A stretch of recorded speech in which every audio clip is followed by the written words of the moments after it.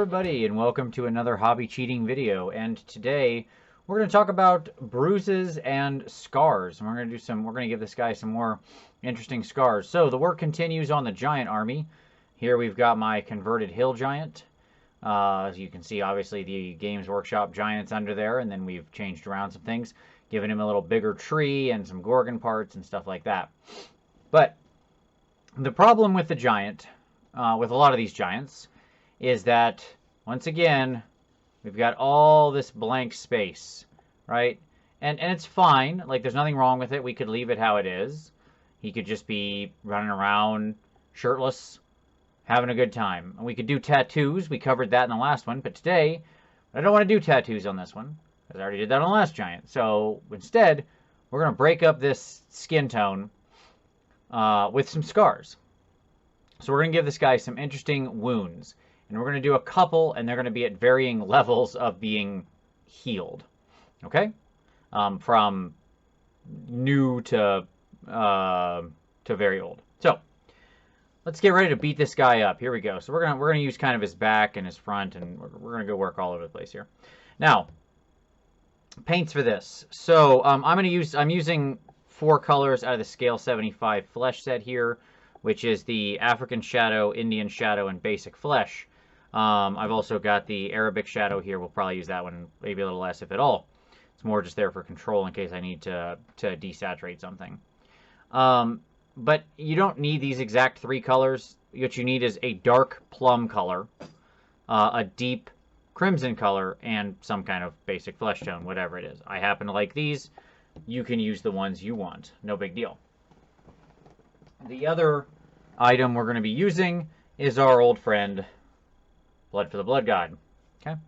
Alright. So, we're going to start with a little bit of the African Shadow, this plum color, on our palette. And what we're going to do is we're going to thin it way, way, way, way down. So I'm looking at this guy, and I can see where I kind of messed up a little line here. So I want to give him a nice scar there. We're going to cover that up. And that can be a nice way to cover inconsistencies in the model. Like, I didn't smooth this quite as much as I should here, so you can see the line. So let's scar that up. And we're going to start doing that we're going to water down some of that African Shadow, and we're going to thin it way, way down. Okay? Way down. If you can see that on my thumb, that far down. You can see how it looks on my skin. That's how it's going to look on the skin on the miniature. Okay. So now we're going to put the scar right along here. So we're just going to go, choop, put some of that on there. Okay.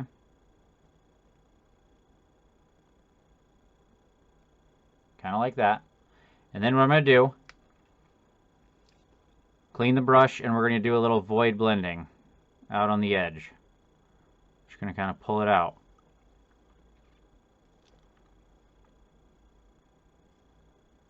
We want it to look fairly organic. Okay? Now, we let that dry. We see how that looks. The reason we do this thin is because we want to build this up nice and slow. This is not a fast thing we're doing here. And the reason for that is because you want it to be very thin. You know, bruises still are mostly flesh toned. Okay? And you'll notice also, though I'm working with very thin watered paint, I don't have a huge amount of it on my brush. I'm wiping it off on a paper towel, checking it on my thumb. Okay, good. So now we're going to do the same thing again. Take it right in there, just lay some of that up. We're going to give him a nice cut. This is just now, this dark purple alone, if you just kind of do it somewhere, can be a great way to start a bruise. And all these kind of are related. Okay. So now we've darkened that up. Okay? So next up, we're going to go to our crimson. We're going to do the same thing. So here in this line, I'm moving to the Indian Shadow. You can move to whatever you happen to have. Again, let's test it there. See, that might be actually a little too thick, but we'll see. That should be all right. A little more water. There we go. Okay. So now we're going to go across, but in a thinner area, the same color. Okay? Once again, we pull the paint off our brush, and we're going to void blend the edge of that out. Okay? Alright, so now we've got a nice bruise going. And you could stop right here for just a bruise. Like if you have, it's going to look a little strange and you're not going to know what it is, you may want to have a little darker purple spots, and we'll talk about some ways you could just do a bruise. The bruise itself, if you just wanted to be bruised, you'd want to get a little bit more of your darker color, like your darker, if we were going to stop at a bruise and not have a scar. This is a fresh bruise. See how much thicker that plum is? I'd want to take that and just stipple some of that in there. Bruises are very random. Capillaries burst in a very disorganized fashion, right? So something like that. Once we laid down that base, right, so we can see, because bruises have two layers to them, okay? They have the immediate broken capillaries that have caused blood to spill up to the upper surface, and then they have where that blood is below your lowest layers of skin that has tinted the whole area. So if we stop right there, what we get is a nice looking bruise. Okay? Where it looks like he just got smacked right across there like a bat or something. But we're going to go farther. Okay. So I'm going to let that dry all the way. I think that's nice looking if we just wanted a bruise. And you can do that, you know, we could replace this all over the place. I'll say if you just do one, it's going to look weird. Because it's going to look like what happened to him there. But, okay. But we're gonna take it farther. We're gonna give him a nice scar right across that. Okay. All right. So for a nice scar, we're gonna grab a sharper, newer brush. Okay. I'm gonna go into my crimson. I'm gonna water it so it's nice and free flowing, but I'm not gonna thin it too much. I just want some good flow to it. I want it to come right off the brush, but I don't want it runny in any way. Okay. Again, we're going to test on the back of our hand here. That looks good. Okay. Now, right across the center of this bruise, I'm just going to trace a line with this red. Okay. Just like that. Nothing complicated, single straight line. Okay? Now, I'm going to take some of my plum, water it down.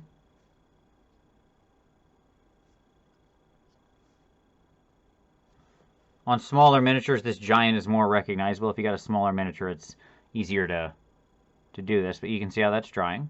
And that looks like I got a nice cut there.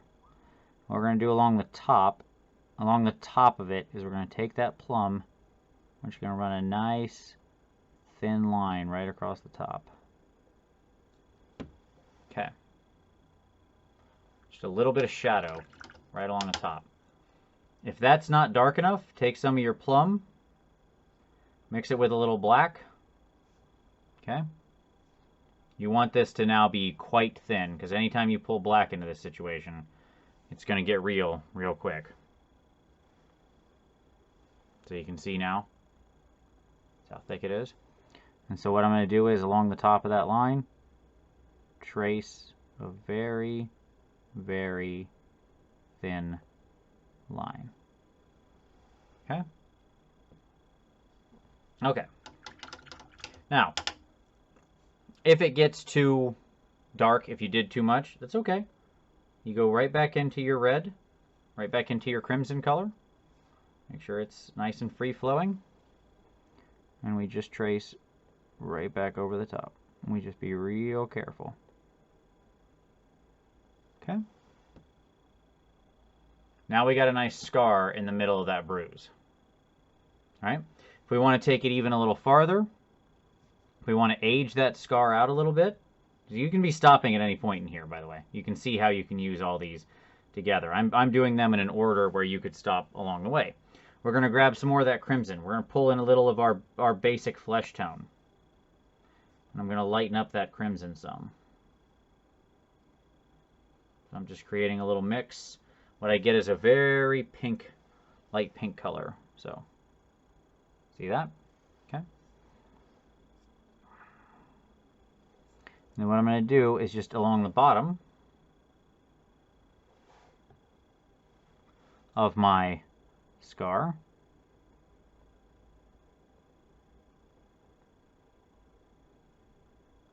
I trace just a little bit of the lighter color to make that pop out. Okay, so now it looks like a slightly newer or older scar, sorry.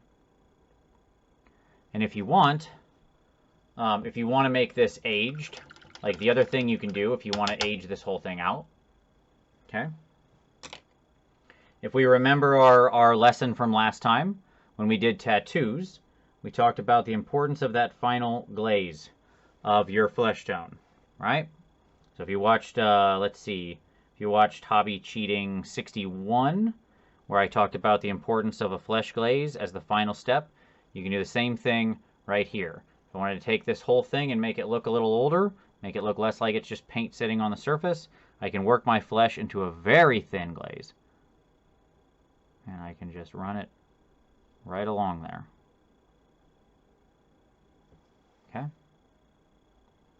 Now in this case, this is a more shadowed area where I had used some of the darker tones originally to shade this. So what I'm going to do is, while that's still kind of wet, I'm going to work in my flesh that I just used into some of the darker tones and recreate those shadows. But there you go.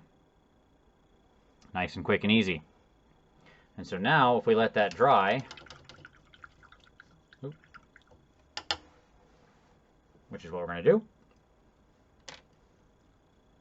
what we get is, you can see where it looks like he had gotten a cut and it had healed.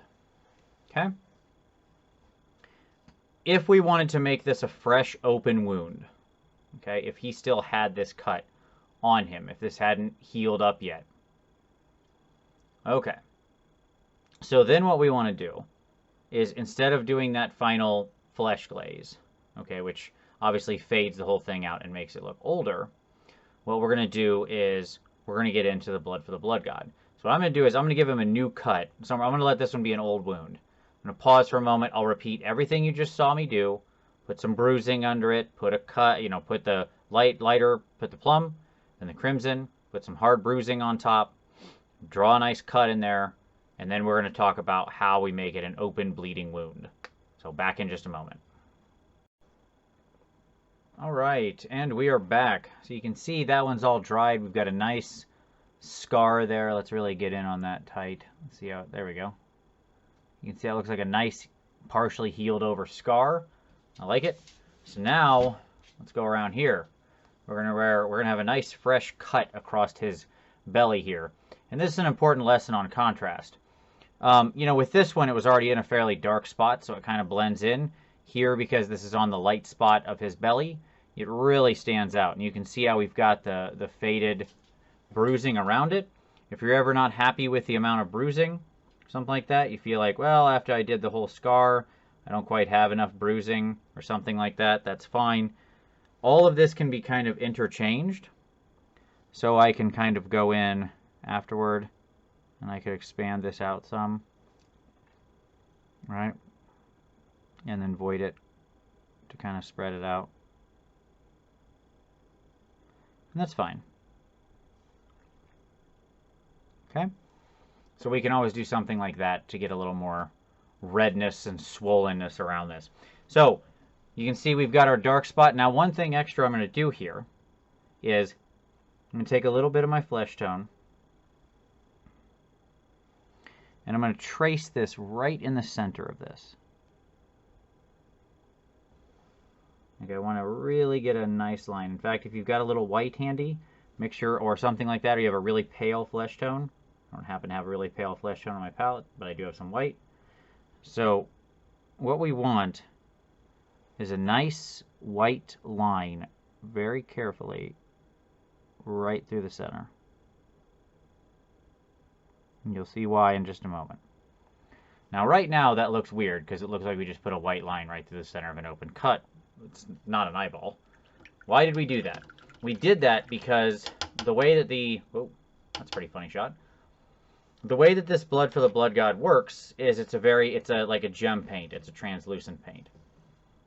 And so when we cover the wound itself, you really want to shake any of these like gem paints up pretty well.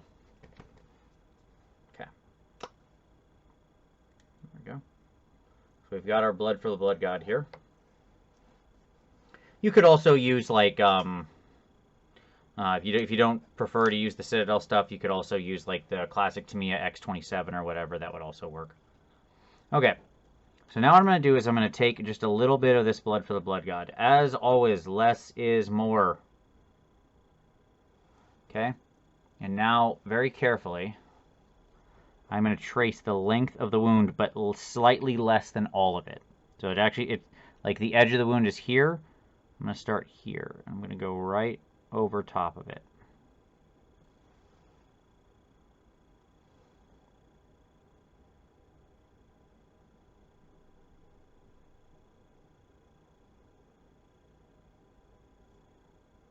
I want to leave a little of the darker color and so on. And now what we get is a nice, deep, exposed. And the reason we put that white in the center is to make that look like that's the freshest blood. Because when this hits it, it turns a very bright pink of like the very freshest blood. But now we're going to go a little farther than that, of course. Why stop there? If this is an open wound, it should be bleeding. So let's make it bleed. And to do that, we're just going to pick 2 random spots on here. You can pick any number. I'm going to pick 2. And I'm going to take a little drop of blood and I'm going to have it come straight down. You want to pay attention to gravity. You just want to bring a droplet straight out like that. And then we're going to pick another spot over here by the side and have it bigger. So we want one little one. You want them different lengths. Don't ever make them the same length. That'll be weird. And we want to put a little drop on the end. And there we go. Very simple. Now we've got a nice open cut. Okay? And if you want to show how quickly this is drying in some way, you can go back to a little bit of your crimson.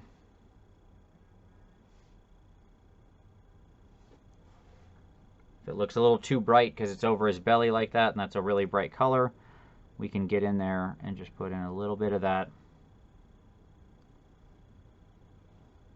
Just a very tiny amount to kind of darken that up. Just a small amount around the edges, just a scotch. There you go. Okay. So now we've got a nice running, and if you don't like the little like droplet on the end or whatever, because some people like that look, some people don't, you can just even it out a little bit. There you go. So there you go. I hope you enjoy. That's how to do some bruises and scarring and open wounds on your minis. It goes a long way toward making miniatures like this a little more exciting. Helps you break up that big open space. We're going to give him 1 or 2 more before he's all done. But as always, I hope you enjoyed and found this informative. If you did, give it a like. Subscribe for more hobby cheating in the future. Feel free to share these with friends. That's always the nicest thing you can do. And of course, thank you very much, and we'll see you next time.